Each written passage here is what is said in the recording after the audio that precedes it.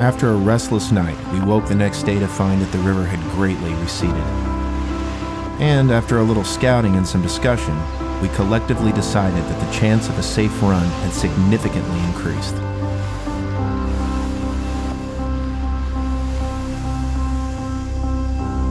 Nevertheless, at any point the river presented a significant risk, we would terminate the trip. Everyone was just excited to get back on the water after 2 days at camp. Spirits were high.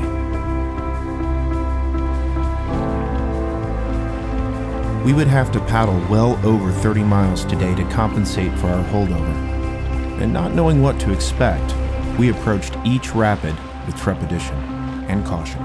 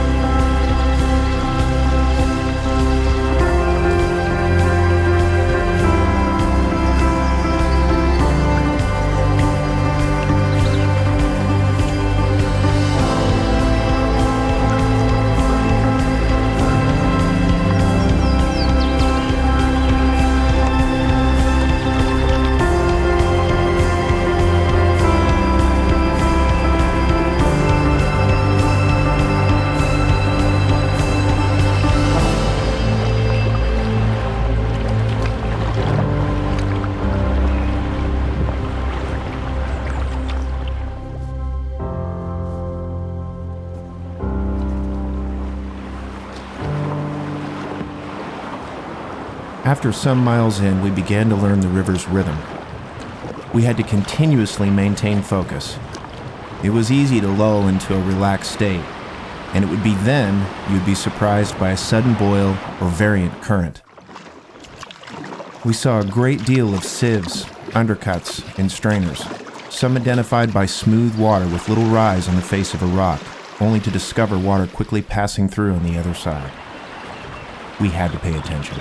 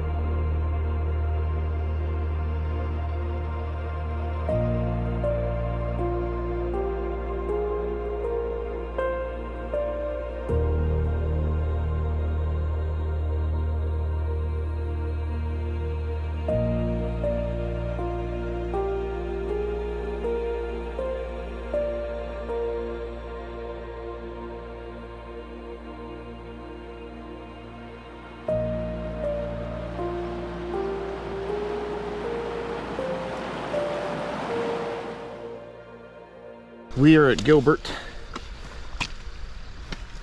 We've done about 29 miles today so far. And due to flooding, the landing at Gilbert is very slick. It's nothing but pure mud. So landing the boats was fun, to say the least. Just another Ava adventure. That's a mess.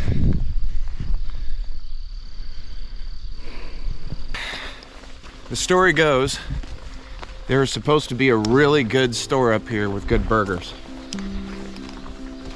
About 70 plus miles of river, and we're ready for something that doesn't come in a bag.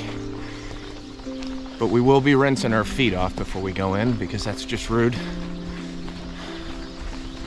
Or taking our shoes off, maybe that's acceptable. So we are here at Gilbert's store, and these nice ladies behind us are offering to make us a hamburger. There is literally nobody here. There's a lot of really cool stuff in this store. Wow. This is pretty neat. Look at those Durban hats.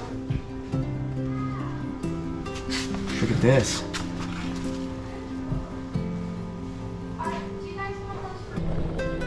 So, I don't know what it is about any hamburger you get after several miles on the river. Subjectively to you is always the best hamburger you've ever had. But I have to say, Gilbert store has some awesome hamburgers. So highly recommend again the stop. The people are great, and it's definitely worth the time.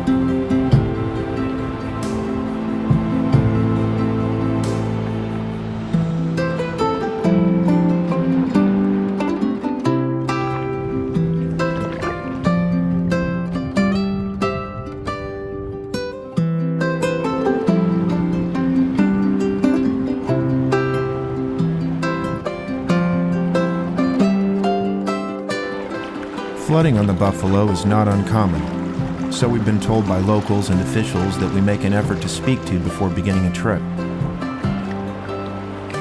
Depending on ground saturation, the river may rise very quickly during a heavy rain, and if you're not paying attention to conditions, catch you off guard becoming an emergency.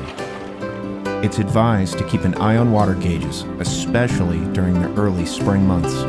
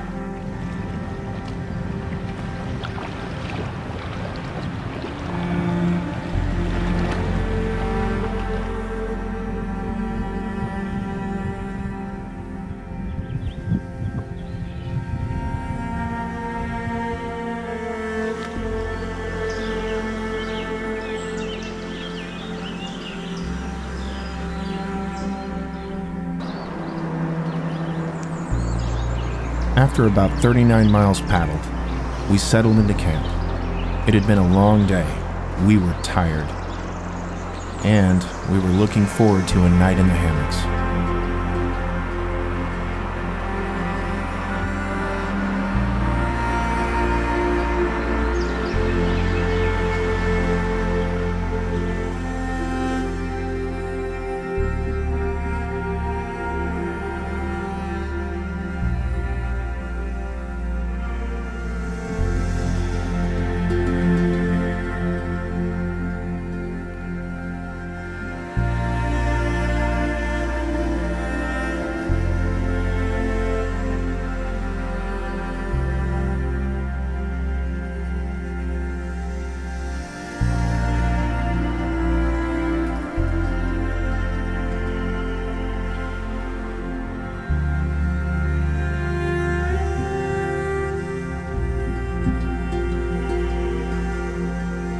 We sat by the fire and spoke of the next day's run, and also the ghost mining town of Rush we had planned to explore.